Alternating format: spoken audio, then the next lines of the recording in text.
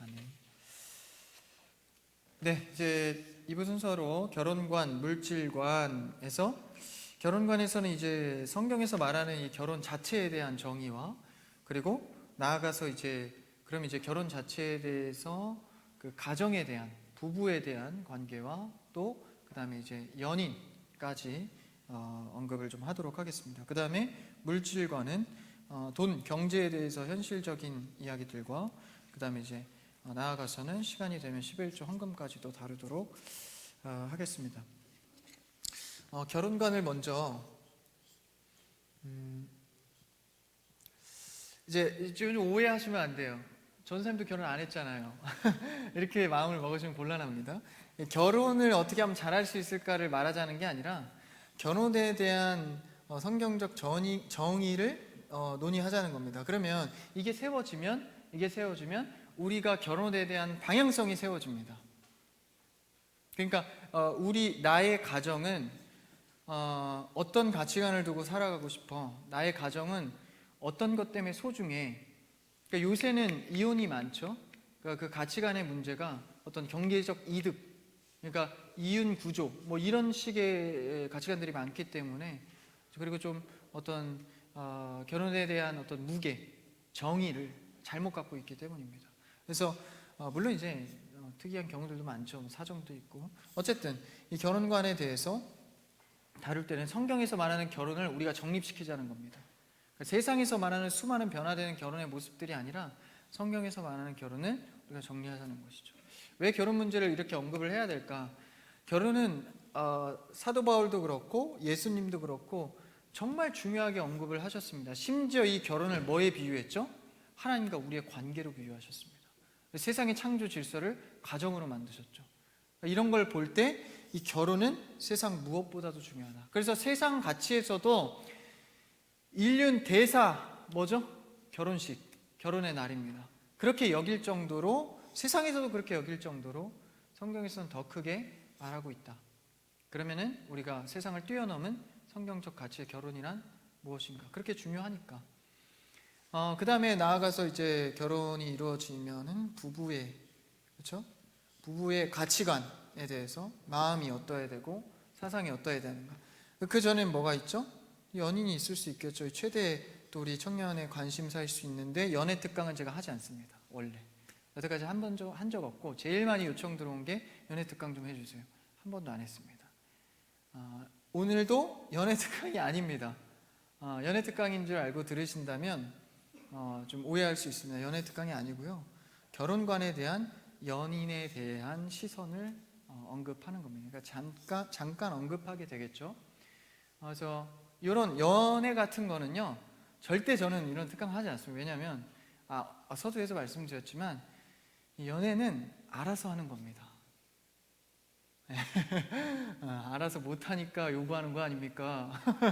연애는 알아서 하는 겁니다. 연애를, 왜냐하면 한 우주와 한 우주가 만나는 게 부부고 연애입니다. 그것을 제가 어떤 연애는 이런 게 좋은 거야, 어느 나이 때 누굴 만나, 누가 좋은 사람이, 아니, 부질없는 일입니다. 그럼 말한다고 해서 여러분이 그 사람을 찾으러 다닐 겁니까? 아니죠. 내 환경에 누구를 만나느냐의 문제는 우주와 만나는 이 엄청난 사건을 조언 하나로 여러분 해결할 수 있는 일이 아닙니다. 다만 뭔 해줄 수 있냐? 성경에서 말하는 연애와 부부와 결혼과는 얼마든지 정립해 줄 수 있습니다. 그럼 저희 연애가 힘들거나 연인 사이 이런 건 어떻게 하나요? 이게 정리되면 웬만한 것들은 다 정리가 됩니다. 그럼에도 좀 특이한 경우들, 상처, 어려움 이런 것들 어떻게 되면 되냐? 1대1로 오시면 됩니다. 저한테 아주 제가 많은 것들을 나누고 위로하고 또 같이 할 수 있는 게 많기 때문에 그런 문제는 1대1로 오라. 그 외에는 알아서 하십시오. 연애는 간섭하지 않습니다. 대신 여러분의 가치관을 연애에 대해, 부부에 대해, 그리고 결혼에 대해 정립을 하기를 원합니다. 창세기 말씀을 여러분 성경책이 있으시면 좀 펴놓으시면 좋겠어요. 창세기 2장 18절에서 24절을 펴놓으시면 좋겠습니다. 말씀도 간간히 띄워드리긴 할 건데 여러분들이 보시면서 이렇게 같이 들으시면 훨씬 좋을 것입니다.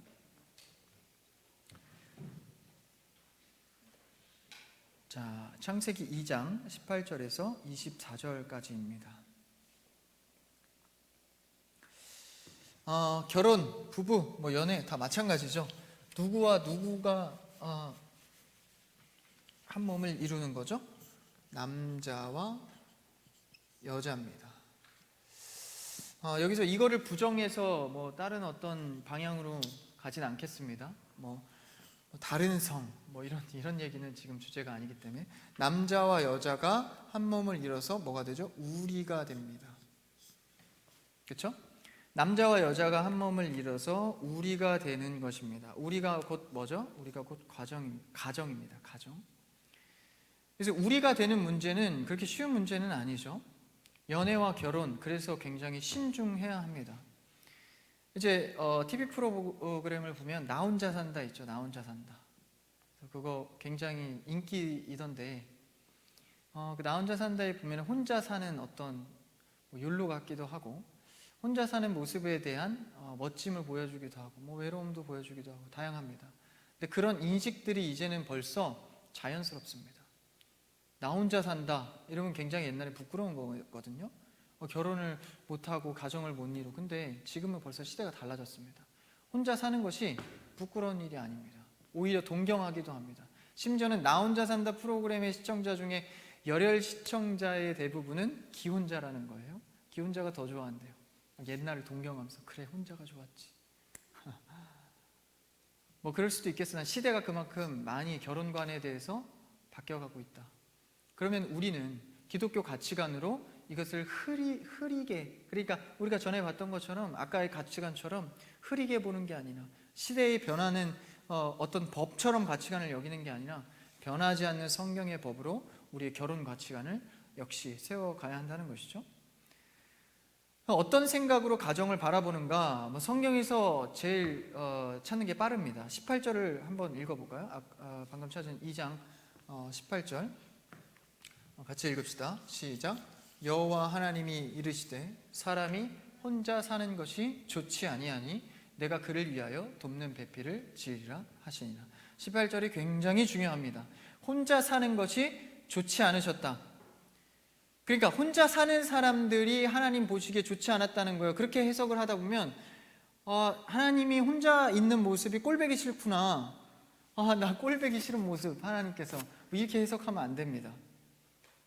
요즘 TV에서처럼 말이죠. 여기서 말하는 이제 혼자 사는 것이 좋지 않다라는 것은 원어적 의미에서 봐야 합니다. 이것은 부정적인 개념이 아니에요. 부정적인 개념이라면 꼴 보기 싫은 상태, 혼자 있는 게 보기 좋지 않다 이 뜻이 아닙니다.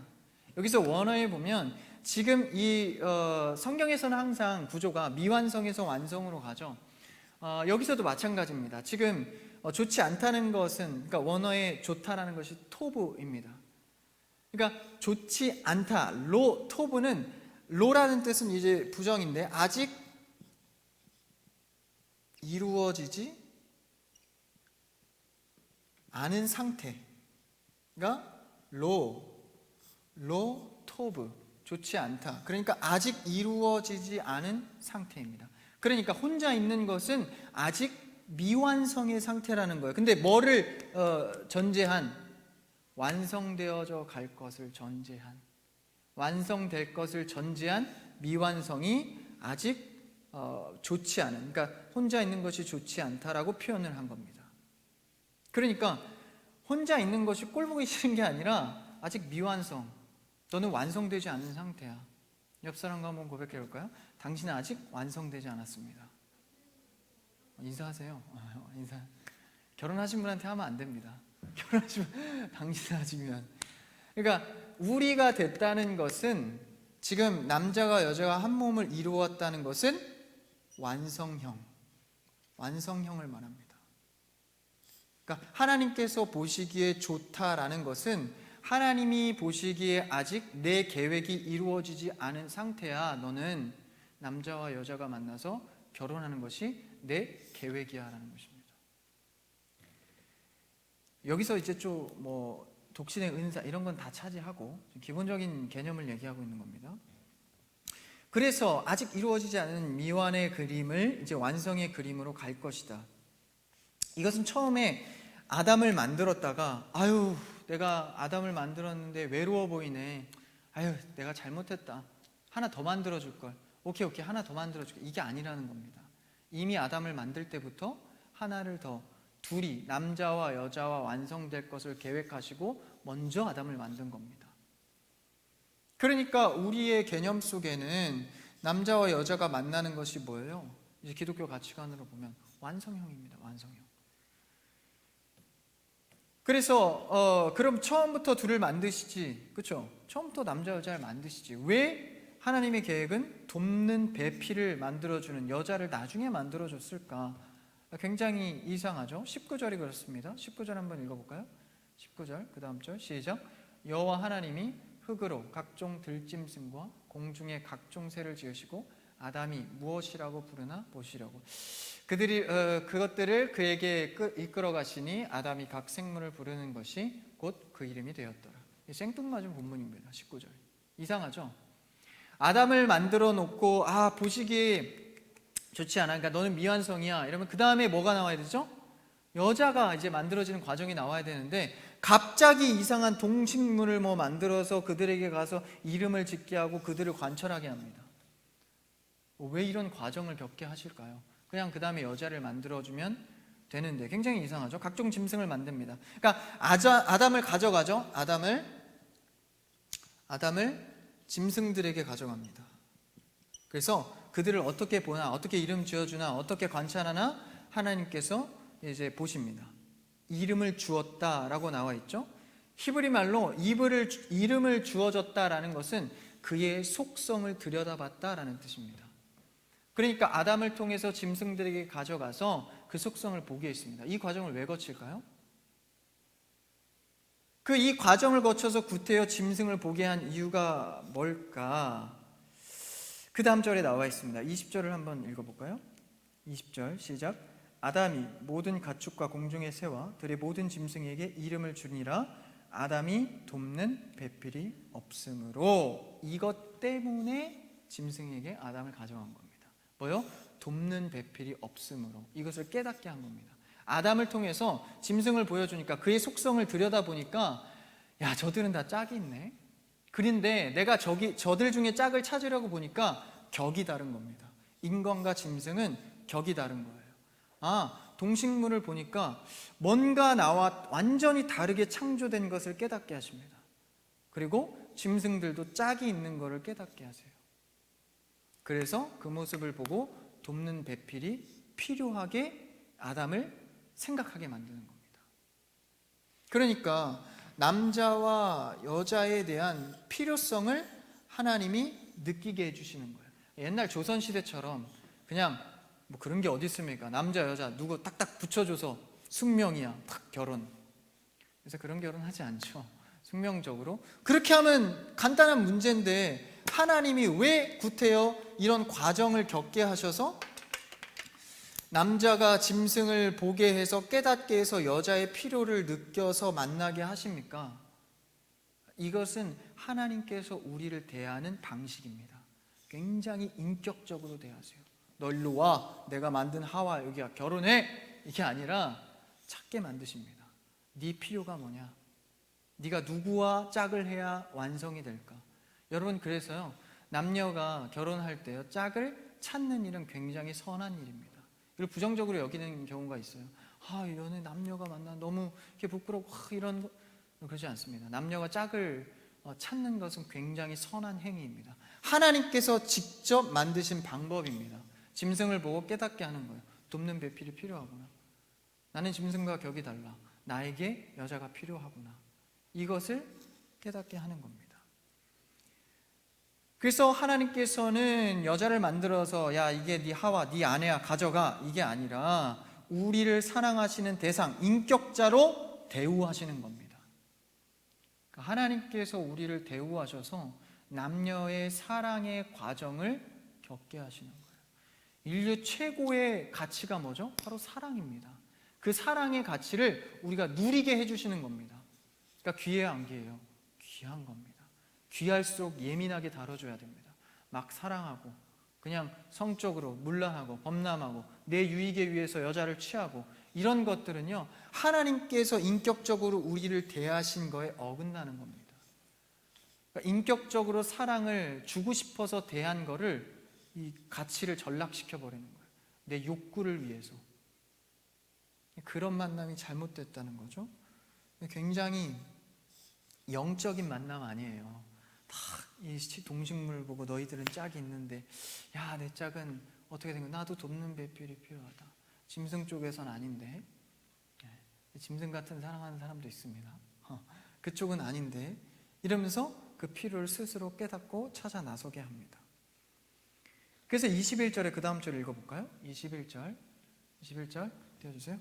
같이 읽어봅시다. 없어요? 없으면 성경책을 창세기 2장 21절 같이 읽어볼까요? 시작. 여호와 하나님이 아담을 깊이 잠들게 하시니 잠들매 그가 그 갈대뼈 하나를 살로 대신 채우시고, 이제 그 필요를 이제 알았습니다. 그래서 하나님께서 그 스스로 자각해서, 그러니까 하와의 대상을 자각하게 해서 그 다음에 바로 이제 돕는 배필을 만들어 주시죠. 그러니까 우리가 하나님 안에서 결혼을 귀하게 여기고 기도하십시오.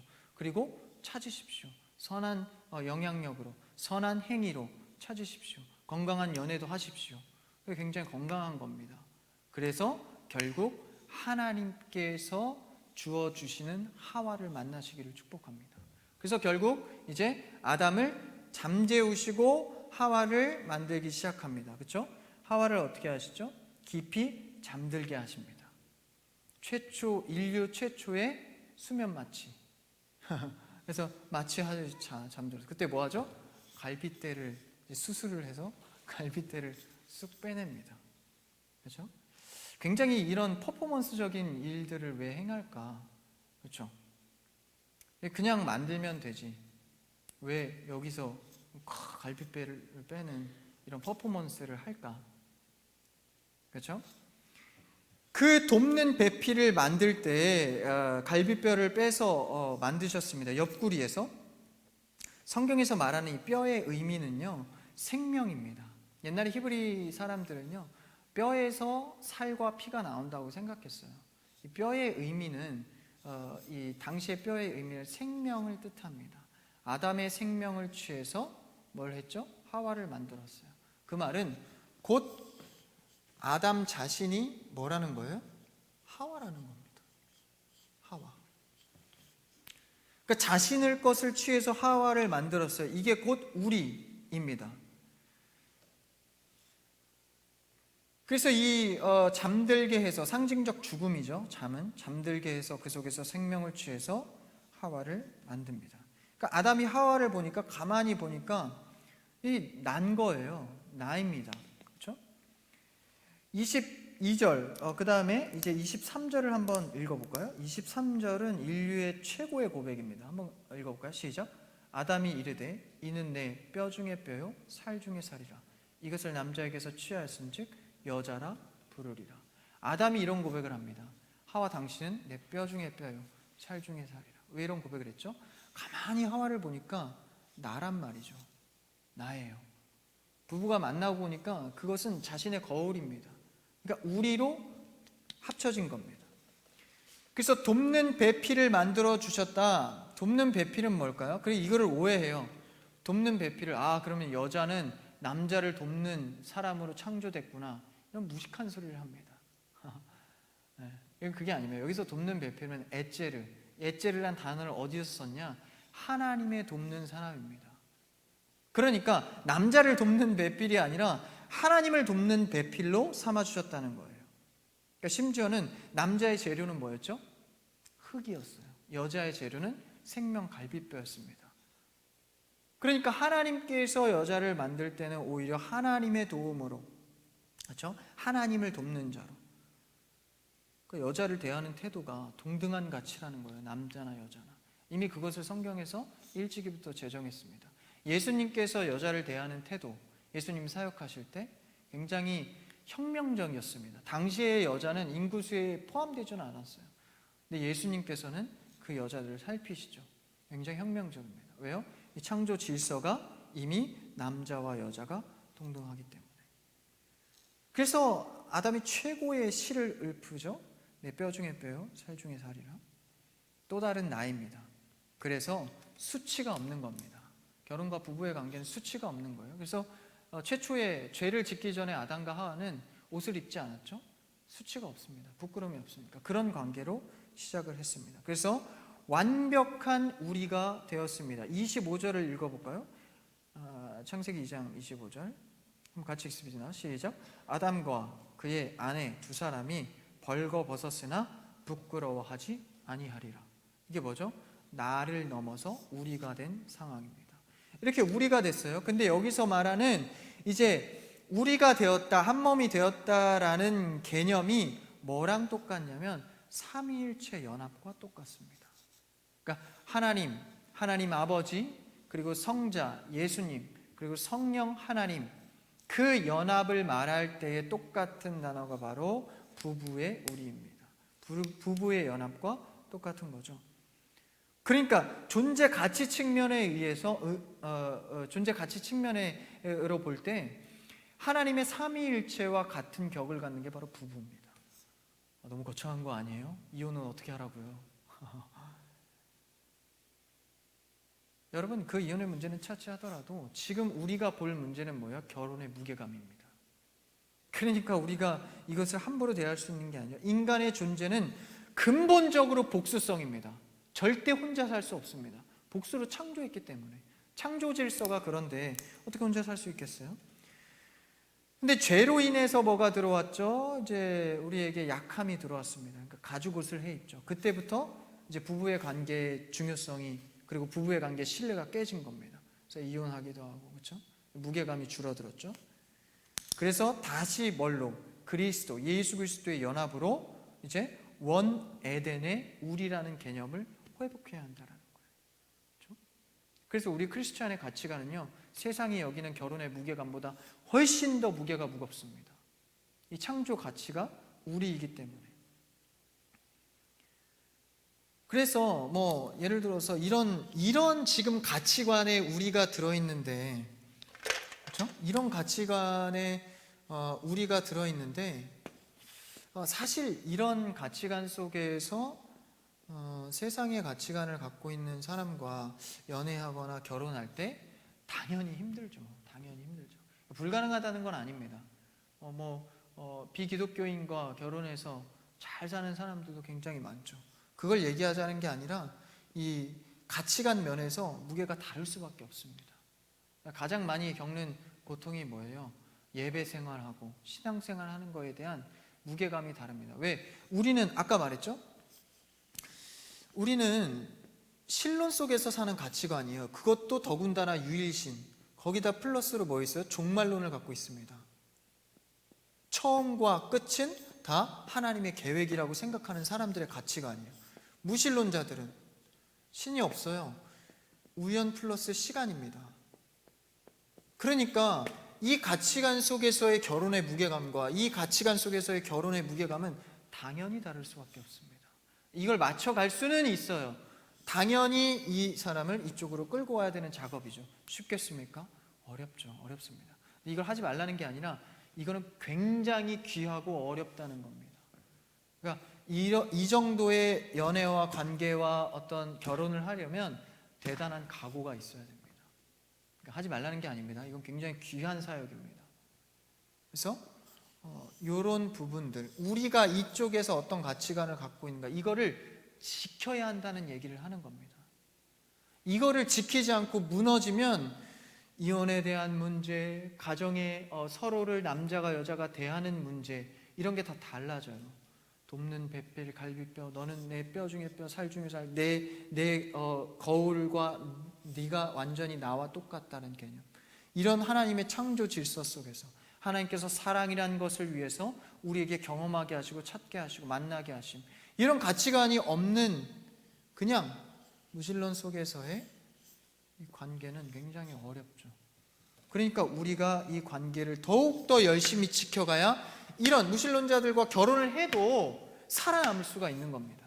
이런 가치관이 잘 설정되어 있지 않은 상태에서 믿지 않는 자와 연애를 하고 결혼을 한다면 어렵다는 겁니다. 하지 말라는 게 아니라 이거를 제대로 세우라는 겁니다. 그래서 우리가 이 창세기를 볼 수밖에 없는 것이죠. 심지어는 에베소서 5장 30절에서 32절에서는 이 결혼을 뭐에 인용합니까? 교회 설명에 인용을 합니다. 예수님께서 십자가에 죽으시고, 성경 띄워주세요. 예수님께서 십자가에 죽으시고 세우신 게 뭐죠? 바로 교회입니다. 그 교회를 뭐에 비해요? 바로 아담과 하와, 결혼에 대해 비합니다. 둘째 아담이 누구죠? 바로 예수 그리스도입니다. 신랑 되시죠. 그럼 신부는 누굽니까? 교회의 지체, 교회, 바로 우리입니다.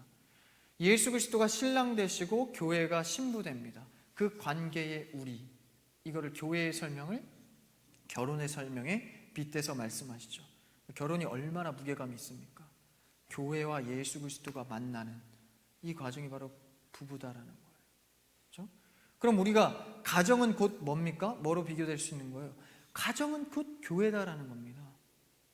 예수님께서 교회의 지체들과 우리 연합되는 것, 신랑과 신부, 그게 바로 우리가 가정이 곧 교회다라는 것이죠. 그래서 한 세계와 세계, 우주와 우주가 만나는 것이, 한 나라와 나라가 만나는 것이 가정입니다. 거창한 교회죠. 큰 교회입니다. 이 교회를 왜 하나님께서 만드셨을까? 그렇죠? 이 교회라는 개념 속에서 부부, 결혼의 개념을 왜 만드셨을까? 결혼은요, 사실 이 땅 가운데에서만 있는 제도입니다. 그렇죠? 예수님께 질문을 하죠. 그때 당시에는 결혼 제도가 부부가 살다가 남자가 죽으면 그 형제 중에 한 명이 또 살아서 대를 이어갑니다. 그럼 나중에 천국 가면 누구의 부부입니까? 이런 질문을 하죠. 야, 너희가 결혼 제도를 저 나라 가서 이어가려고 하냐? 네? 그 나라 가서는 그런 제도가 없어. 그렇게 사는 게 아니야. 하나님을 영원토록 찬양하며 사는 거야. 이렇게 말씀해 주시죠. 그럼 이 땅 가운데에서 결혼 제도를 왜 만들었어요? 이것을 통해서 사랑을 배우고, 결혼을 배우고, 교회를 배우고, 교회를 만들어가고, 이 땅 가운데 생육하고 번성하는 첫 기본 발걸음을 결혼으로 제정하신 겁니다. 모든 세상의 질서를 결혼으로 시작하게 제정하신 겁니다. 그래서 여기서 배워가고, 그렇죠? 그래서 이 새로운 개념, 이것보다 더 나아간 개념이 뭐예요? 바로 교회지 않습니까? 새로운 가정 공동체, 곧 교회. 교회와 가정은 거의 동의어라고 봐도 무방합니다. 새롭게 교회를 가정이라고 지칭해 주신 장면이 언제죠? 예수님께서 십자가에 못 박히셨을 때 요한에게 이 어머니를 부탁합니다. 근데 요한은 마리아의 자녀 가문도 아니에요. 근데 요한에게 갑자기 어머니를 부탁해요. 예수님이 십자가에 매달리셔서. 근데 실제로는 예수님의 형제들이 많이 있었거든요. 형제들에게 어머니를 부탁해야지 왜 요한에게 부탁합니까? 여기서 바로 예수님의 죽음을 통해서 새로운 가족 공동체가 형성된 겁니다. 지체면 곧 가정입니다. 그래서 돌보고 나누고 섬길 수 있는 겁니다. 그래서 교회는 곧 가정이요, 가정은 곧 교회입니다. 가정에서 교회를 만들어갈 수 있는 여러분의 결혼이 되시기를 축복합니다. 그래서 신앙이 결혼을 했든 안 했든 흔들리면 안 되는 겁니다. 그래서 그렇기 때문에 결혼은 뭐로 묶여지죠? 사랑으로 묶여졌지만 결혼은 현실이다 이런 얘기하죠. 맞습니다. 책임으로 끌고 가야 하는 문제입니다. 그러니까 결혼에 대해서는 이제 사랑으로 묶여졌지만 그 안에서는 순종과 섬김이 필요하다는 것이죠. 남편과 아내의 모습을 볼까요? 에베소에 잘 나와 있습니다. 에베소서 5장 25절을 한번 볼까요? 말씀이 없으면 제가 빠쳤나 봐요. 한번 찾아볼까요? 에베소서 5장 25절. 에베소서 5장 25절 한번 보세요. 제가 읽어보겠습니다. 남편들아 아내 사랑하기를 그리스도께서 교회를 사랑하시고 그 교회를 위하여 자신을 주심같이 하라. 이 거창한 말씀이 나왔습니다. 남편들아 아내를 사랑하기를 뭐로 하래요? 그리스도께서 교회를 사랑하시고 교회를 위해 자신을 주심같이 하라. 교회 대하듯 하래요. 왜요? 어떻게 설명했죠? 예수 그리스도는 신랑, 교회 지체는 신부. 그러니까 예수 그리스도가 교회를 보듯이 신랑이 신부를 어떻게 봐야 돼요? 교회로 보고 섬겨야 한다는 겁니다. 교회를 보고, 그렇죠? 예수 그리스도가 교회를 세우셨듯이. 그러니까 그리스도와 교회의 관계의 설명으로 남자가 여자에게 어떻게 대해야 되는지, 부부 생활이 어떠해야 되는지를 말하고 있습니다. 그러니까 남자는 그럼 뭐예요? 어떤 역할을 맡은 겁니까? 그리스도의 역할. 그리스도가 어떤 역할을 하셨죠? 제사장의 역할을 했습니다. 제사장은 자기를 위해 사나요? 남을 위해 사나요? 제사장은 철저하게 남을 위해 삽니다. 남의 죄를 위해서 대신 예배를 드려주는 겁니다. 그게 제사장의 역할입니다. 그 역할을 누가 하라는 거예요? 신랑이 하라는 겁니다. 그럼 남자의 책임은 뭡니까? 가정을 위해서 희생제물이 되는 겁니다. 네, 그리스도의 역할. 그렇죠? 그 책임을 다하는 거예요. 그게 역할입니다. 제사장은 스스로를 위해서 일할 때 가치가 전락됩니다. 제사장은 희생하고 남을 위해서 희생 제물이 되는 겁니다. 그러니까 곧 결혼은 책임입니다. 제일 비겁한 남자가 누구예요? 연애든 결혼이든 책임지지 않겠다는 남자입니다. 제일 비겁한 남자예요. 제일 남자다움이 뭡니까? 남자의 남자다움? 잘생기고 털이 복슬복슬 나서 남자다움? 그게 아니라 제일 남자다운 건 책임감이 강한 겁니다. 그렇죠? 제사장처럼 말이죠. 그래서 가장 슬픈 연인은 뭐예요? 그 책임감에, 그러니까 남자 사랑 받지 못하는 게 제일 슬픈 여자입니다. 부부관계에서 뭐 여차저차 얘 성격이 한번 어쩌고 저쩌고 하지만 제일 심각한 문제는 뭐예요? 남자가 여자를 사랑해주지 않으니까. 간단합니다. 그렇죠? 그래서 교회를 사랑하듯 그리스도의 역할처럼 하라라는 겁니다.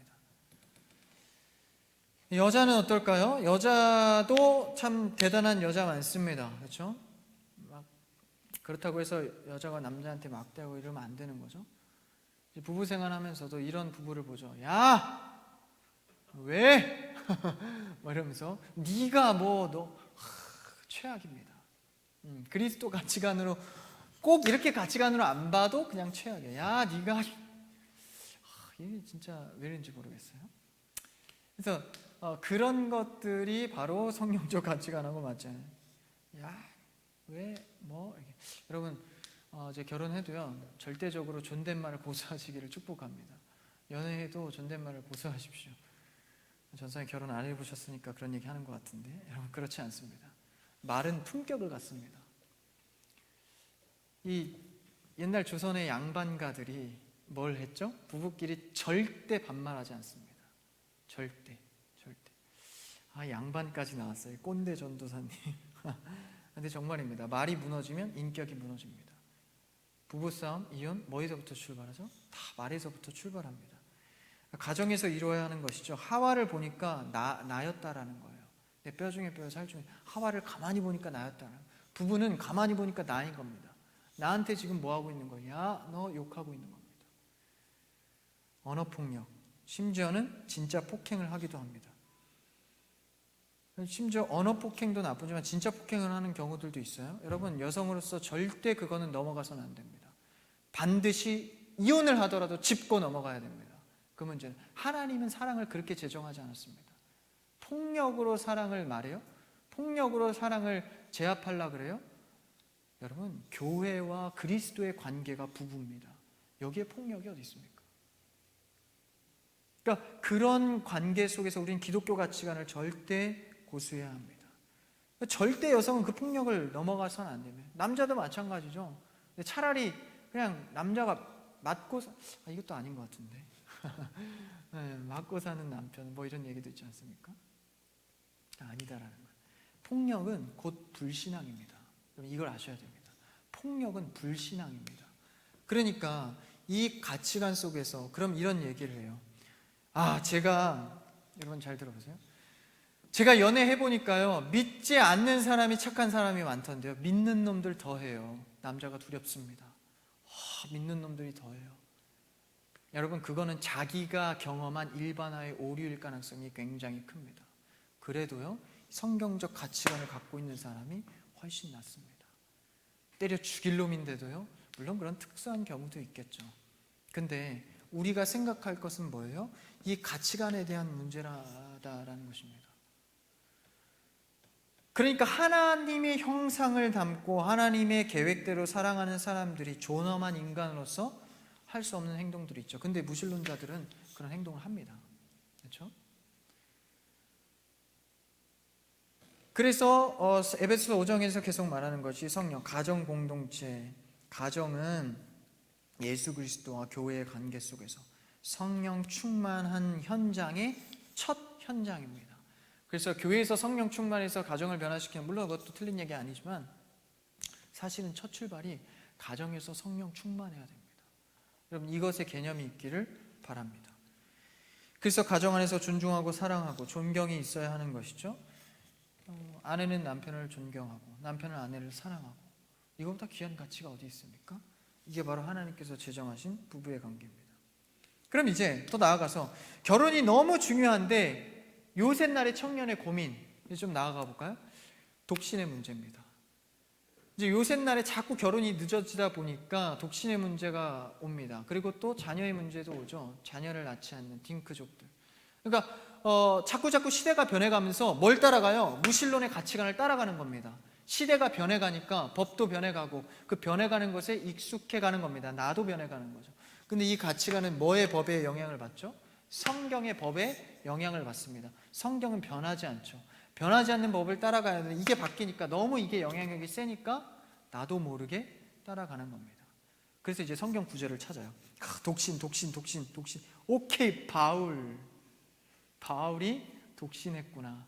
나도 바울을 따르리라. 근데 여러분, 독신의 생각이 들어오는 거는 물론 특수한 경우도 많겠지만 대부분은 여기 나이 많으신 분들을 저 포함해서 좀 있기 때문에 어렵지만, 나이가 들어가면 뭐가 생기죠? 생각이 많아집니다. 그리고 결혼한 사람들을 보게 되죠. 계산하게 됩니다. 연애 경험도 없다 보면 그런 것들이 두려워집니다. 그러면 계속 가다 보면 결혼 안 해도 살 수 있지 않을까? 스물스물 들어옵니다. 그래서 결혼 안 해도 신앙적으로 괜찮은 법을 찾기 시작합니다. 그렇죠? 근데 그게 해결되는 한 방의 해결법은 뭐예요?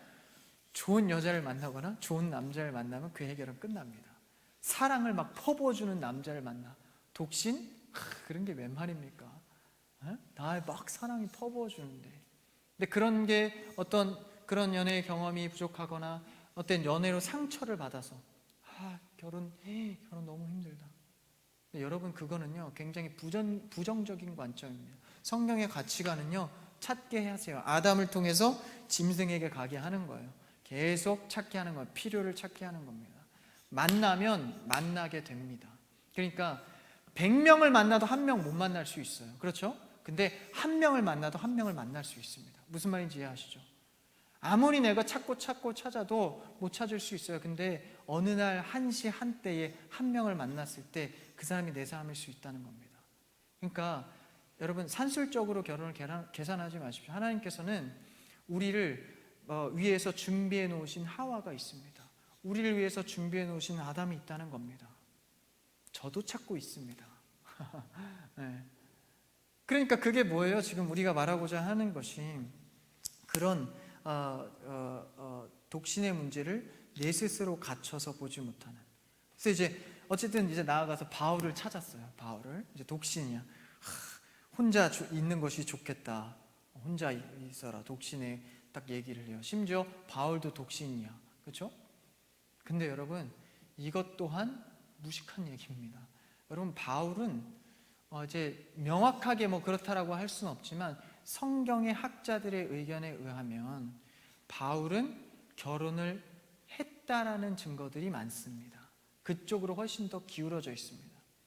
왜 그러냐면 공회원이에요, 바울은. 근데 공회원의 조건이 뭐냐면 결혼을 해야 됩니다. 그리고 또 바울이 굉장히 결혼과 가정생활에 대해서 디테일하게 언급을 많이 합니다. 가정생활을 하지 않고는 말할 수 없는 얘기들. 근데 아내를 잃었거나, 그렇죠? 아내와 이혼을 했거나 뭔 사정인지는 모르지만 언급을 아예 안 해버립니다. 그렇죠? 나처럼 혼자 있는 게 좋겠다. 그러니까 이제 사별했거나 그런 이유가 있겠죠. 근데 그걸 차지하더라도 여기서 혼자 있는 게 좋겠다 바울이 말한 부분은요 시대적 상황이 있습니다. 그때 당시에는 뭐의 예언이 있었어요? 종말의 예언, 기근의 예언이 있었습니다. 그러니까 결혼이 너무 소중하니까 좀 있으면 남자의 남자다움이 뭐라 그랬죠? 책임을 져야 됩니다. 가정을 이루려면 책임을 져야 되는데 좀 있으면은 멸망이 와요. 근데 지금 결혼하면 되겠어요? 책임감 없는 남자죠. 네? 마치 군대 기다려, 내가 갔다 와서 너랑 다시 만날게, 뭐 이런 기약 없는 약속처럼 그렇게 하지 말라는 거예요. 왜? 결혼이 귀하니까. 그럴 거면 차라리 독신이 낫겠다. 시대적 상황에서 신앙의 권면의 차원에서, 신앙을 지키는 차원에서 권면한 얘기입니다. 그거를 갖고 이제 무식하게 역시 바울은 독신을 권했어, 나에게 독신의 은사가 있나 봐. 여러분, 은사는요 하나님이 주시기도 하지만 뭐 하기도 하죠? 걷어가시기도 합니다. 그리고 은사는 내 마음대로 정하는 게 아닙니다. 하나님께서 주시는 선물입니다. 주지도 않았는데 자꾸 받았다 그래.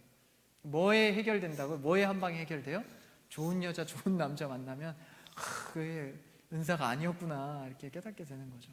좋은 형제, 좋은 자매 만나기를 축복합니다. 그래서 우리가 이런 편협한 생각 때문에 이런 독신의 이상한 생각들을 하게 된다라는 것이죠. 나이가 되면서 좁아지는 어떤 환경 속에서나 연애에 대한 어떤 상처들 때문에. 그러나 이런 편협한 일반화의 오류에 빠지지 마시고 계속 소망을 가지십시오. 그렇죠? 그게 맞습니다. 그래서 우리는 이제 하나님께서 예비하신 자매, 예비하신 형제에 기대를 해야 됩니다. 기도하고 기대하며 안목을 키워야 하는 것이죠. 안목을 키워야 합니다. 그래서요, 자꾸 그냥 기도했으면 이제 안목을 키워서 나가야죠. 자꾸 기도해 주세요, 주세요. 가만히 있으면 안 됩니다. 소개팅도 제발 좀 하십시오. 우리 교회 청년들 소개팅도 많이 하시고요. 동호회 같은 거 있죠? 하세요. 뭐 등산 동호회, 건전한 동호회 많지 않습니까? 뭐 이런 술 동호회 이런 거 말고 건전한 동호회도 여러분 하십시오. 그거 너무 부정하고 세속적인 것 같은데요. 혼자 있는 게 더 세속적인 겁니다. 보기 좋지 않습니다. 짝을 이루라는 거예요. 내 얘기를 하는 것 같아서 지금 마음이 좀 아픈데. 그래서요, 우리가 하나님 안에서 정말 이 가치관을 세워서 내가 물론 이제 기독교 가치관을 갖고 있는 사람을 만나면 더할 나위 없이 좋겠죠. 근데 아까도 말했듯이 무신론자, 그러니까 믿지 않는 자도 상관없습니다. 상관없어요. 내가 이 가치관만 제대로 정립되어 있다면 충분합니다. 물론 이제 세계관의 공유나 이런 게 빠르고 쉽겠죠. 그래서 어쨌든 교회로 비했을 때 한번 볼까요? 교회로 비했을 때 그럼 너무 좁아지잖아요. 믿는 사람만 만나면 믿지 않는 사람이 훨씬 더 많은데 이런 고민이 온단 말이죠. 교회로 비해 볼까요? 교회에 보면 교회에 세 가족이 있습니다. 세 가족이 왔어요. 세 가족이 왔는데 신앙생활을 제일 먼저 이런 걸 많이 물어보죠. 신앙생활 하셨었나요? 했대. 그래요? 적응하기 편하시겠네요. 말씀 들어보세요. 이게 공유가 되고 빠릅니다. 근데 세 가족이 왔는데 처음 왔는데요, 신앙생활이 뭔지도, 신앙이 뭔지도 몰라요. 그냥 외롭고 힘들어서 왔어요. 이게 좀 어렵겠네요. 돌아가세요. 이렇게 합니까? 그래서 그런 교회도 있더라고요. 회원제 교회도 있어요. 근데 그렇게 하지 않습니다. 신앙이 없어도요, 오히려 환영입니다. 그렇죠? 상관없습니다. 오세요. 천천히 알아가면 됩니다. 근데 뭐 할 때만 가능하죠? 교회가 바로 서 있을 때만 그를 인도할 능력이 있는 겁니다. 교회가 막 이단이고 이상한 말씀하는데 이런 신앙이 없는 사람을 세울 수 있을까요? 못하죠. 그렇죠? 내 가치관이 제대로 서 있으면, 교회로 제대로 서 있으면 그 자를 새신자의 입장으로 교회로 초대할 수 있는 겁니다. 근데 대한민국 사회를 보면 안타깝게도 아직 남자의 가정으로 여자가 들어온다는 그 개념, 그게 많이 깨졌죠. 근데 이제 그런 개념들이 좀 많아요. 그래서 여자가 불리할 때가 많습니다. 여자가 신앙을 갖고 남자가 신앙이 없으면 조금 어려운 때가 많아요. 그렇죠? 그건 현실입니다. 물론 이제 많이 개선되어져 가고 있지만, 그래서 어쨌든 이런 어려움은 있습니다. 그래서 제가 아까 말한 게 뭐예요? 각오는 해야 됩니다. 각오는 해야 됩니다. 그래서 그러니까 결혼의 사람의 대상에 대해서 확장해 가려면 뭘 세워야 돼요? 내 가치관을 세우면 확장됩니다. 내 가치관이, 성경적 가치관이 제대로 세워져 있지 않으면 무신론자를 만나기가 쉽지 않은 겁니다. 만나서도 안 됩니다. 그러니까 좁아질 수밖에 없죠. 내 가치관을 세울수록 폭은 넓어진다는 겁니다.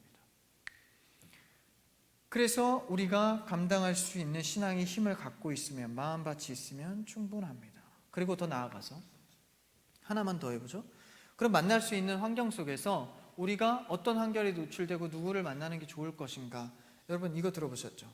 끼리끼리.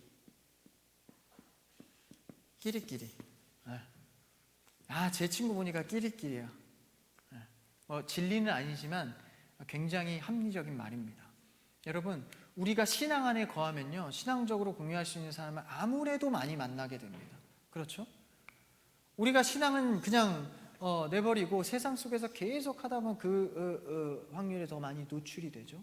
그렇죠? 이런 끼리끼리 확률이 있습니다. 그럼 뭘 해야 됩니까? 나를 더욱더 단련하고 내가 생각하는 건강한 가치관에 나를 노출시켜야 됩니다. 내가 생각하는 것. 예를 들어서 내 가치관에 교회가 가치롭다고 생각했어. 그럼 교회 신앙생활에 나를 자꾸 노출시키는 거예요. 나는 건강의 가치관이 있어. 그러면 등산이라는 거에 나를 노출시키는 겁니다. 그렇죠? 그런 건강함 속에서 찾아가는 거예요. 그럼 성격도 잘 맞고 또 공유되는 것도 많겠죠. 끼리끼리의 문화가 있습니다. 그렇죠?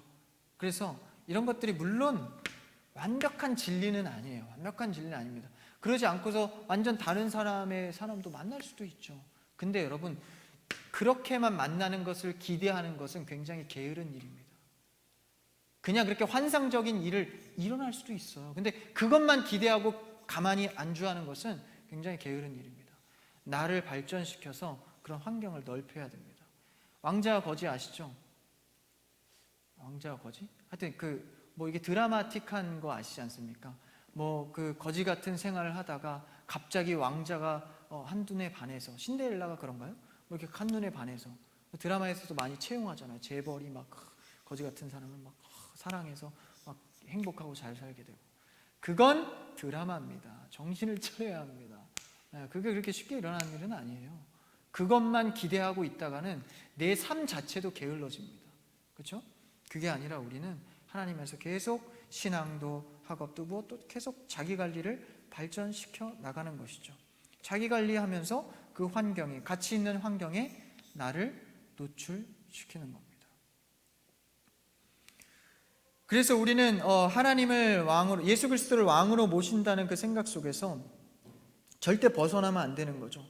예수 그리스도가 아니라면 죄로 여기는 겁니다. 그 가치관 속에서 연애도, 결혼도, 부부의 생활도 하는 겁니다. 그래서 우리가 이 거룩을 지키면 언제 연애를 하나, 결혼을 하나, 이거는 그렇게 크게 중요하지 않습니다. 우리가 거룩성을 지켜가면서, 그렇죠? 하나님의 가치관 안에서 해 나가는 것이죠. 그래서 우리가 이런 결혼관을 생각할 때 이제 연애의 입장도 있어요. 연애, 그렇죠? 이제 만남과 부부와 이런 것들을 얘기했다면 연애를 하지 않습니까? 연애에 대한 막연한 두려움도 있고요. 그렇죠? 또 경험했다면 상처도 있을 수 있고, 또 안 해봤다면 앞으로에 대한 좀 크기에 대해서 가늠이 안 되고 어떻게 해 나가야 될까라는 생각들이 많이 있습니다. 누구 만나는 게 좋다, 어느 나이 때 만나는 게 좋다, 물론 이제 일리가 있는 의견입니다만 그거는 그렇게 큰 우리에게 도움이 되지 않습니다. 건강한 연애는 어떤 것일까요? 여기서 근거하는 겁니다. 그렇죠? 근데 이런 생각들에서 지켜가야 될 것들이 굉장히 많아요. 그렇죠? 우리가 기독교 가치관을 고수하다 보면 성적인 문제, 스킨십의 문제, 술의 문제, 이런 것들이 탁탁탁 걸려 들어옵니다. 여러분, 그거를 어떻게 여러분들이 이겨낼 수 있습니까? 사실 여러분들이 이겨낼 수 있는 힘, 저도 마찬가지고요, 그렇게 쉽지는 않습니다. 이겨낼 수도 없고요. 근데 우리는요, 항상 뭐에 초점을 맞춰야 되냐면 우리의 신앙생활에 초점을 맞춰야 돼요. 현재 나의 신앙생활입니다. 과거에 어쨌고 그거에 묶이면요, 발목이 잡힙니다. 앞으로 연애가 힘들다, 상처에 대해 발목이 잡히면, 그러니까 자꾸 현재를 봐야 돼요. 예전에 지키지 못한 것이 있다면 현재로 봐야 됩니다. 근데 현재에서 자꾸 미래로 갈수록 소망이 없어. 서로에게 배움이 안 되고 서로에게 발전이 안 되고. 그래서 크리스천의 대부분의 연애를 보면, 연애를 하면 신앙이 망가집니다. 이게 굉장히 뭔가 이상하지 않아요? 연애하면 신앙이 망가져요. 잘못된 연애를 하고 있는 거죠. 연애를 하면 신앙이 세워져야 됩니다. 할렐루야. 그런 이상적인 얘기 하지 마십시오. 근데 여러분, 실제로 그렇습니다. 그러면 내 연애가 뭔가 잘못됐다. 뭔가 잘못됐다. 인지를 해야 됩니다. 양심에 찔림이 와야 됩니다. 그게 안 와요. 그렇죠? 잘못된 연애를 가는 겁니다. 그러니까 우리가 연애할 때 나의 현재의 신앙생활이 그 연애의 방향성을 말해주고 있습니다. 현재의 신앙을 잘 보시기를 바랍니다. 그래서 우리가 이 신앙인인데 어떤 신앙인과의 연애 속에서 또 일반인, 이 믿지 않는 자죠. 그래서 그 속에서의 수많은 고민들, 우리가 이 결혼관 그리고 우리가 갖는 이 가치관을 통해서 올바르게 세워가기를 바랍니다. 그래서 우리가 이런 이제 결혼에 대한 얘기를 조금 다뤘고요. 이제 창세기를 통해서 좀 다뤘습니다. 그 다음에 이제 조금 빨리 나갈게요. 물질관에 대해서 우리가 좀 보도록 하겠습니다. 물질관. 물질. 곧 뭐를 말하죠? 돈. 경제. 물질관을 말할 때 이제 돈을 빼놓고 말할 수는 없죠. 돈은 여러분 한 가지 말씀을 한번 읽어볼까요? 디모데전서 6장 10절입니다. 디모데전서 6장 10절 앞에 있으면 한번 같이 읽어볼까요? 시작. 돈이 사랑함이 일만 악의 뿌리가 되나니 이것을 탐내는 자들은 미혹을 받아 믿음에서 떠나 많은 근심으로써 자기를 찔렀도다. 돈을 사랑함이 일만 악의 뿌리가 된대요. 돈이 악하다는 겁니까? 그게 아닙니다. 돈은 여러분 중립적인 입장입니다. 돈은 악하지도 선하지도 않아요. 그냥 도구에 불과합니다. 근데 돈을 사랑함이, 가치관이 뭐라고 그랬죠? 중요도. 돈에 대한 모든 집착과 정성과 마음과 섬김을 쏟는 거예요. 그게 악이다라는 겁니다. 그럼 우린 돈을 어떻게 해야 되냐? 그럼 우린 돈을 버는 행위는 그럼 어때요? 버는 행위. 어제도 얘기를 잠깐 했었는데 이윤창출이죠. 이윤창출. 돈을 버는 행위잖아요. 이것은 그럼 악입니까? 우리 돈 벌려고 공부하고 이렇게 하지 않습니까? 이건 악이야. 이거는 오히려 선입니다. 왜요? 생육하고 번성하라. 땅을 정복하라. 하나님께서 발전시키고 정복하고 세워가라는 겁니다. 이윤창출은 뭐예요? 내 가치를 이제 물물교환이 아니라 돈으로 하죠. 그러니까 돈으로 샀을 때 그 가치를 가져갔어요. 그 사람도 그 물건과 뭐 빵과 이런 걸 누림으로 이득을 보죠. 나도 내가 쏟은 정성으로 이윤을 창출했습니다. 그렇죠? 윈윈이죠. 근데 여기 뭐가 개입되니까 악이 돼요? 불법, 욕심. 내가 쏟은 것보다 더 많은 것을 취하려고 부당한 유익을 얹어버리는 거예요. 그렇죠? 그럴 때 악이 되는 겁니다. 기본적으로 이윤 창출은 악이 아닙니다. 그러니까 우리가 그럼 여기서 뭘 지켜가야 되는가? 우리가 이윤 창출하고 돈 벌고 열심히 일하는 부분에서 이 이윤 창출의 선한 걸로 우리가 세워가야 한다는 거예요. 여러분, 전사님 현실적으로 말이 됩니까? 세상에서 어떻게든 많이 가지려고 하고 기업의 욕심을 위해서 일하는 게 당연지사인데 어떻게 그렇게 정당한 이윤 창출만 하겠습니까? 여러분, 여기서부터 악이 출발하는 겁니다. 그건 다 뭐에서 비롯되는 거예요? 욕심입니다. 만족함이 없는 불안함 때문입니다. 우리는 이걸로 충분합니다. 이걸로 살아가게, 이걸로 생육하고 번성하게끔 하나님이 이미 제정해 놓으셨어요. 이렇게 살아도 부족하지 않습니다. 부족하다고 느끼는 것은 내 불안 때문에 그렇습니다. 그래서 우리가 돈과 소유에 대한 내용은 성경에서도 2000번이나 넘는 구절에서 언급할 정도로 굉장히 중요한 문제입니다. 그러니까 그만큼 신앙과 겹치는 부분이 많다는 거예요, 돈이. 그렇죠? 그럴 때 이 물질관을 제대로 세우지 않으면 돈이 곧 뭐가 됩니까? 악이 된다는 겁니다. 여러분, 돈 벌고 많이 벌고 축복되게 이렇게 사회생활 하고 싶지 않습니까? 그렇죠? 근데 그게 악이 되면 되겠습니까? 우리가 물질관을 잘 지켜가야 한다는 것이죠. 그래서 돈에 대한 염려를 하고 근심을 하는 것. 염려의 어원이 뭔지 아십니까? 질식시키답니다. 돈에 대해서 불안하고 염려하면 돈이 나를 질식시키기 시작합니다. 돈을 위해서 일하고. 그렇죠? 그래서 우리는 하나님과의 관계 속에서 물질이 들어와서 그 관계를 해치고 있다면 이미 악입니다. 그러니까 이 물질에 대해서 우리가 어떻게 생각해야 될지를 잘 정립해야 하는 것이죠. 그러니까 이 물질에 대한 개념은요,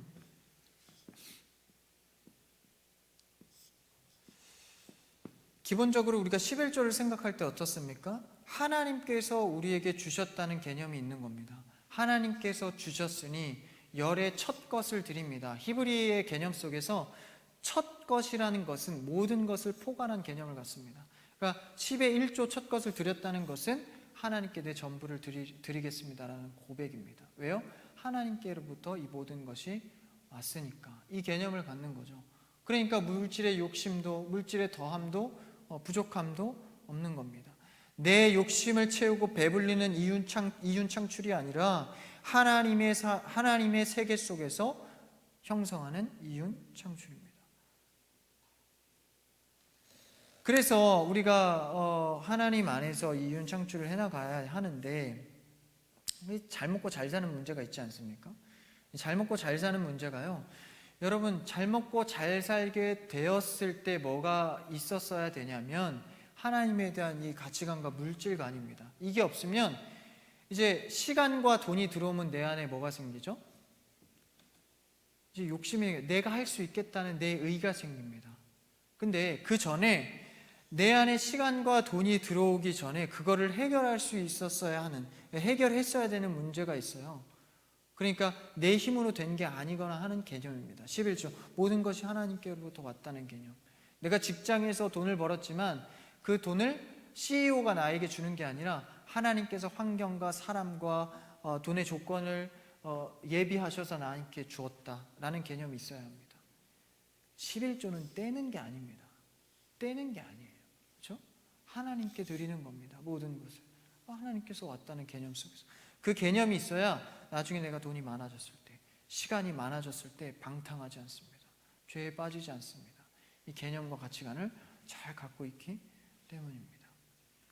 그럼 이제 우리가 좀 실제적인 고민해서, 그러면 돈에 대해서 생각할 때 여러 가지 모습이 있잖아요. 주식에 대한 것들이 이슈죠. 주식 얘기를 한번 해볼까요? 경제 얘기는 아닌데. 다 끝났습니다. 주식으로 한번 예를 들어볼까요? 주식이 나쁜 겁니까? 좋은 겁니까? 이 한국 사회에서는요, 주식에 대한 좀 안 좋은 개념들이 있어요. 요새 주식이 유행돼서 이제 좀 시대가 바뀌어갑니다. 이제 시대가 바뀌었습니다. 근데 이 주식이 좀 안 좋은 사례들이 많아요. 막 몰빵해가지고 돈을 다 잃어버리고, 그렇죠? 그리고 막 주식했다가 막 가정 파탄, 이혼, 막 이런 많은 막 정보들이 있어요. 그러니까 주식은 역시 악이야 이렇게 치부를 합니다. 근데 여러분, 그 시대는 갔습니다. 그 시대가 변했어요. 그게 아닙니다. 그런 많은 정보들 때문에 오해를 하는데 주식은 악이 아닙니다. 주식을 악으로 치부하려면 이 주식의 앞에 뭐가 있죠? 시장경제. 시장경제 원리가 뭐예요? 주식이에요. 내가 어떤 회사에 대한 가치를 쪼개서 그 가치를 내가 주주로서 사는 겁니다. 이 행위가 시장경제 속에 들어와요. 시장경제는 뭐예요? 민주주의, 자유민주주의 안에 들어와 있는 겁니다. 그러니까 이걸 악으로 치부하면 민주주의가 악이 돼버려요. 주식은 악이 아닙니다. 그럼 뭐가 악일까? 주식을 이용하는 게 악입니다. 잘 보세요. 주식을, 아까 말했죠? 주식을 회사에 쪼개서 지분을 샀습니다. 그러면 이거는 뭐라 그래요? 이거를 내 자산관리라고 합니다. 주식은 자산관리 측면이고 회사 안에서의 한 주주가 되는 겁니다.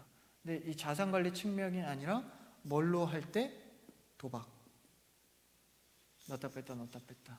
이거 탁 갔다가 그럼 삶이 다 오로지 그것으로 귀결이 됩니다. 막 올라갈 때는 좋고 떨어질 때는 막 안 좋고, 그렇죠? 그게 아니에요. 주식은 자산관리 측면입니다. 내가 할 수 있는 도전, B2, 요새 청년들에게 가장 유행인 거. 빚내서 그냥 주식에 몰빵해서 되면 되고 안 되면 쪽박, 가보자, 인생은 욜로 한 방이다. 에? 주식을 그렇게 이용하는 게 악이라는 거예요. 그건 악, 돈을 사랑했다. 근데 돈을 사랑하는 게 아니라 생육하고 번성하고 땅을 정복하라, 하나님의 가치관 속에서 정당한 이윤 창출을 하는 자산관리 측면에서 내가 주식을 한다면 이것은 악이 아니라 선이 될 수 있습니다. 오히려. 그렇죠? 근데 이것을 이렇게 하려면 뭐 해야 돼요? 공부해야 되면 공부. 요새 뭐가 생겨났냐면 주식 스터디가 생겨났어요. 주식을 잘해보자 스터디 생겨나서 이것을 자산관리 측면에서 뭐 이런 것도 생겨나요. 이런 거 공부하고 연구하고 내가 자산관리 어떻게 할까 미래를 설계하고 그러려면 사실은 자산관리할 수 있는 자산이 있어야 돼요. 자산이. 예? 대학교 때 알바하고 모아서 이건 내 자산, 그건 자산이 아닙니다. 용돈이라고 해요. 그거를 그거 막 모아갖고 끌어다 영혼까지 끌어서 주식에 몰빵, 이게 자산관리가 아닙니다. 자산관리할 수 있는 능력은 최소한 나를 내가 먹여 살릴 수 있는, 그렇죠? 그 일, 이윤창출 정당하게 할 수 있는 정도가 됐을 때 이걸 고려하는 겁니다. 그 전에 이거를 하는 것은 도박이다. 도박이다. 명확히 말합니다. 그렇게 이용하는 것은 도박입니다. 주식을 해야 되는 거지 주식을 이용하라는 게 아니에요. 그렇죠? 한 예를 든 겁니다. 다 마찬가지예요. 부동산, 뭐 경제원리 다 여기 다 들어갑니다. 그렇죠? 우리는 이런 선한 자산 관리를 할 수 있는 자가 돼야 합니다. 도박, 요새 뭐 주식이 아니더라도 실제 도박 많죠. 그렇죠? 비트코인 하지 마십시오. 뭐 많습니다. 뭐 토토, 뭐 이게 뭐 그런 거 있죠. 뭐 스포츠 도박 이런 거 막 많이 있죠. 절대 여러분 눈길도 줘선 안 됩니다. 눈길도 줘선 안 돼요. 도박, 여러분 폐륜 아시? 폐륜이 뭐예요? 부모 찔러 죽이고 아빠 엄마 찔러 죽이는, 너무 잔인한데? 자신의 부모를 찔러 죽이고 부모가 자식을 버리고 이런 폐륜이 있지 않습니까? 폐륜을 한 사람의, 좀 옛날 자료긴 해요. 좀 10년 전이긴 한데 지금도 유효하다고 봅니다. 80%가 원인이 도박입니다. 외국에서 도박하다가 돈을 잃고 돈이 필요해서 한국으로 들어옵니다. 그래서 그 자녀가 부모를 찾아서 돈 내놓으라고 그래요. 돈이 없다니까 찔러 죽입니다. 이런 사례가 도박과 관련된 폐륜의 범죄가 80%입니다. 너무 놀랍지 않습니까? 그만큼 도박은 단순히 돈을 잃는 게 아니라 내 가치관까지 완전히 무너뜨리는 행위입니다. 그만큼 돈은 무섭다라는 겁니다. 돈을 사랑하면 아까 뭐라고 했죠? 말씀에서 읽었죠. 일만하게 뿌리다. 폐륜까지도 범할 수 있는 게 돈입니다. 무섭죠. 그렇기 때문에 우리는 이 측면으로 이윤 창출을 뭐 해야 돼요? 뭐 해야 됩니까? 정당하게 해야 됩니다. 아멘 하십시오. 정당하게 해야 합니다. 그럼 사회에서는 부도덕하게 하고 불법적으로 하는 일이 있지 않습니까? 그럼 여러분들이 그런 거에 유혹되거나 참여될 일들이 빈번합니다. 그럼 여러분 노 해야 합니다. 그럼 사회에서 욕먹겠죠. 괜찮습니다. 심지어는 어떤 각오까지 여러분이 하셔야 되냐면 직장에서 잘릴 각오를 하더라도 여러분 정당한 이윤 창출을 해야 됩니다. 불법을 행하거나 여러분 사람을 짓눌러서 이윤을 창출하거나 그 사람의 재산을 도둑질하는 행위를 한다거나, 근데 이런 것들이 시대적으로 포장을 많이 해서 아름답게 비춰지는 경우가 많아요. 근데 여러분 이것을 잘 봐야 됩니다. 그래서 경제구도나 자산관리 측면에서 우리는 정말 공부도 많이 하고 책도 많이 보고 해서 그것을 이 안목을 키워야 됩니다. 정당한 이윤 창출이 무엇인가.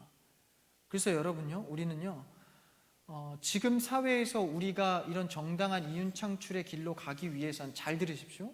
정당한 이윤 창출의 길로 가기 위해선 시대의 모습을 잘 봐야 합니다. 시대의 모습을, 시대 흐름에 따라가라는 게 아닙니다. 시대의 모습을 잘 보고 내 기독교 가치관을 잘 정립한 상태에서 시대의 흐름을 잘 봐요. 바보가 되면 안 됩니다. 그러니까 이것만 잘 지키는 것은 맞는데 이걸 잘 지킴으로, 내 기독교 가치관을 잘 지킴으로 어디에 나가야 돼요? 세상에 나아가서 이거를 이제 적용해 가야 됩니다. 이걸 지키고 앉아있는 것은 끝나는 게 아니죠. 가서 봐야 됩니다. 그러면 세상의 흐름을 봐야죠. 내가 이걸 어떻게 적용시킬 것인가. 굉장히 똑똑해야 됩니다. 여러분, 그래서요 지금 여러분들이 할 것은 무엇일까요? 물론 이제 연령층이 다양하고 직업도 다양하지만 여러분이 가장 고수해야 될 건 무엇인가요? 여러분, 공부를 많이 해야 됩니다. 어떤 공부요? 여러분들이요 책을 굉장히 많이 읽어야 됩니다. 기본적으로 우리가 가장 세계 최고의 베스트셀러 성경책 많이 읽어야 됩니다. 많이 읽어야 되고요, 책 읽는 시간을 늘려야 합니다. 왜 그럴까요? 지금 시대는 현재 최소한 우리의 지금 시대는 코로나 시대를 넘어서 어디로 가죠? 이제 인공지능의 시대예요. 벌써 이제 현대차, 기아차 요새 막 난리죠. 다 기계화로 바꿔가고 있습니다. 전기차 막 이렇게 가면서 기계화로 바꿔요. 이미 현대는 수백 명의 사람들을 잘랐죠. 기계화를 도입하면서 시대가 이렇게 가고 있습니다. 이거는 아니요. 반드시 가속화될 겁니다. 그러면 우리는 어떻게 살아남을 수 있을까요? 단순한 노동으로는 안 됩니다. 이제는 그 시대는 갔습니다. 우리는 반드시 이 시대 속에서요, 인간만이 창출할 수 있는 그 영역으로 가야 됩니다. 그러려면 뭐 해야 되죠? 아까도 내가 가빈자매하고도 잠깐 얘기했지만 예술의 영역 같은 거 있잖아요. 이제는 배고픈 직업이 아닙니다. 예술이 더 이상 이제는 각광받는 시대예요. 왜요? 인간만이 할 수 있는 일을 하는 게 각광받는 시대입니다. 이제 AI가 도입되다 보면은 인간의 할 일이 뭐 두세 배가 아니라 몇십 배, 수백 배로 줄어듭니다. 그럼 사람만이 할 수 있는 게 무엇일까? 인격적으로 할 수 있는 일. 그런 일은 뭐 저도 모릅니다. 많이 있겠죠. 근데 우리가 준비해야 될 건 뭐예요? 우리가 준비해야 될 거는 바로 인격적인 것에 대한 공부입니다. 여러분, 사고에 대한 가치관과 성경의 가치관과 인간과의 가치관, 이런 것들에 결여되어 있으면 그냥 내가 할 수 있는 일이 없는 겁니다. 그래서 우리는요, 성경책을 정말 많이 읽어야 됩니다. 그리고 또 할 게 뭐예요? 책을 많이 읽어야 됩니다. 이건 세속적인 얘기가 아닙니다. 세상에 살아남기 위한 그런 게 아닙니다. 기독교 가치관에서 세상을 바라볼 때 우리가 시대의 흐름을 읽을 수 있어야 합니다. 책 많이 읽으십시오. 할렐루야. 우리 나라가 책 읽는 순위 세계적으로 몇 위일까요? 그래도 선진국 대회를 끼니까 10위 안에 들까요? 160위입니다. 160대위예요. 그러니까 굉장히 뒤쳐져 있는 거죠. 이웃나라 일본을 저는 좋아하지 않습니다. 근데 일본은 몇 위일까요? 3위입니다. 3위. 일본은 1년에 책을 평균적으로 이제 지식층들이 평균적으로 100권 가까이, 70권에서 100권을 읽어요. 1년에. 여러분 1년에 몇 권 읽으시죠? 네, 더 이상 얘기하지 않겠습니다.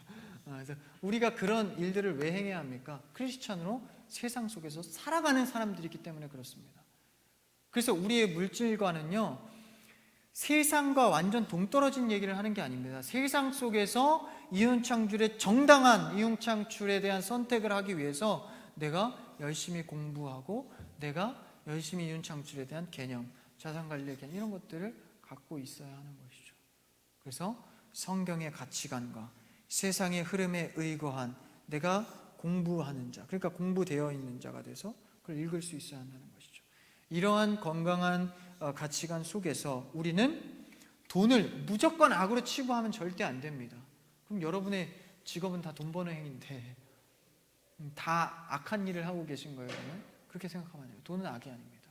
다만 돈을 이용하는 게 악이 될 뿐입니다. 돈을 사랑하는 게 악이 될 뿐입니다. 그래서 우리는 이제 하나님 안에서 정당한 이윤창출과 효율적으로 사용할 수 있는, 그렇죠? 우리가 땅을 정복하고 관리하는 측면에서 말이죠. 그래서 하나님께서도요, 비유할 때 어떻게 합니까? 이윤의 10배를 남긴 종에게 뭐라고 하시죠? 충성하였다, 칭찬하지 않습니까? 충성된 종아. 하나님께서 주신 것에 대해서 우리가 창출을 할 줄 알아야 됩니다. 발전시킬 줄 알아야 됩니다. 책 많이 읽으십시오. 그래서 내가 발전시킬 줄 알아야 합니다. 근데 그것을 무조건적인 많이 욕심이 아니라 하나님께서 나에게 주어진 것 안에서 할 수 있는 일들을 하는 겁니다. 그러니까요, 내 직업은 굉장히 가치 있는 겁니다. 하나님이 이윤 창출을 하는 거니까. 어떤 직업이든지 말이죠. 그래서 우리는 하나님의 주권 안에서 현명한 청지기가 되어서, 그렇죠? 청지기, 하나님께서 나에게 맡겨주신 재능과 은사를 위해서 정당한 이윤 창출을 많이 하십시오. 그래서 나에게 시간과 돈이 생겼을 때 그것을 명확하게 쓸 줄 아는 자가 되어야 합니다. 그냥 욜로, 나를 위해서 이제 드디어 나에게 돈이 생겼다, 막 흥청흥청 쓰는 게 아니에요. 그렇죠? 그래서 하나님을 영화롭게 할 수 있는 자가 되기를 바랍니다. 불법적인 일, 거짓된 일, 속임수, 여러분 피하십시오. 아니라고 하십시오. 정당한 이윤 속에서 하나님의 나라가 세워질 것입니다. 그래서요, 우리가 이제 특강을 정리합니다. 결혼관, 물질관, 그리고 가치관 속에서요, 우리는 절대적으로 이 유일하신 하나님을 따라가는 가치관 속에서 살아가야 합니다. 그래서 우리는요, 언제나 우리는 하나님 안에서요, 뭘 약속했습니까? 폼나게 살려고 하지 마십시오. 멋있게 살려고 하지 마십시오. 우리는 그거 안 하기로 약속하고 이 안에 들어온 사람들입니다. 세상에 폼나는 거 안 하기로 약속하고 들어온 거 아닙니까? 너무 세상에 집착하고 그것 때문에 절망했다가 그게 잘 되면 또 좋아했다가 이거 하지 마십시오. 폼달려고 하지 마십시오. 그냥 하나님의 가치관을 묵묵하게 지켜가십시오. 외골 수여도 좋습니다. 욕먹어도 좋습니다. 그 자리를 지켜갈 때 하나님께서 쓰시는 자가 됩니다. 물질, 결혼, 가치관, 사회에서 갈등 다 마찬가지입니다. 지킬 건 지켜가십시오. 여러분, 그 속에서 하나님의 열매가 반드시 꽃핍니다. 할렐루야. 이것을 믿음으로 우리는 나아갑니다. 그래서 우리가 못남도, 가난도, 위대함도, 잘남도 다 복음의 자리에서 우리는 보냄을 받았기 때문에 우리가 그것 자랑할 것 없습니다. 우리는 그저 복음의 자리에서 하나님의 거룩성을 확보하여서 그 안에서 그 가치 속에서 날마다 기쁨과 감사로 살아가는 정말 가치로운 여러분의 청년의 삶이 되기를 주님의 이름으로 축복합니다.